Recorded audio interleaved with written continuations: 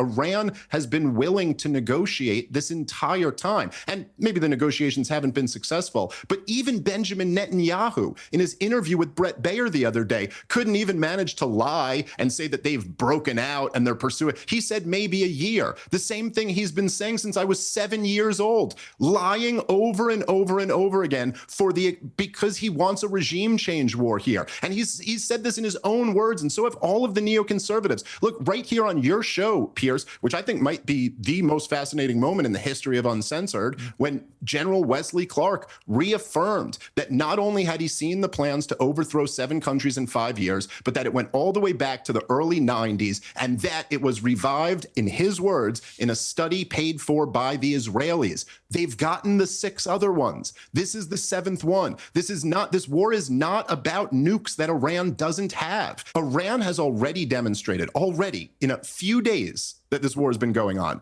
that they're more capable than all of the other countries we picked on in the terror wars. They've already hit Israel and killed people there. What's going to happen when a few Americans get killed? Hopefully this doesn't, but what's going to happen if that happens? What exactly, proxy means that I would think you have operational control over them or something like that. Well, actually, let me explain what I think that means, because I've been arguing that point in terms of understanding where Israel comes from on this, which is that there can be no doubt, I don't think, Dave, you would cast doubt on this, that Iran has financially and militarily given active and sustained support for a number of years to Hezbollah, to the Houthis, and to Hamas. I mean, you wouldn't dispute that.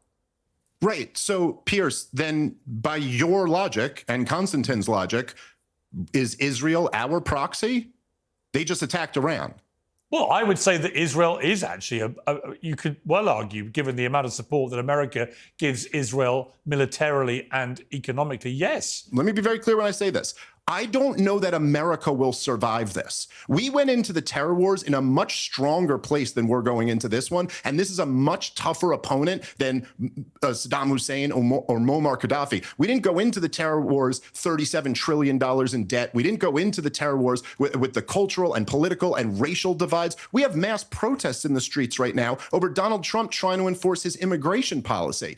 This is going to be, this has the potential to be an utter disaster. And why should any American or British person, for that matter, why should any of us support this war? Because Israel thinks it's in their interest. Yes, they've got through the Iron Dome several times. They've killed some civilians in Tel Aviv. This is indisputable. So they technically have done better in terms of their revenge attack than other countries have fared against Israel. I accept that. I'm sorry, I just find this to be too ridiculous.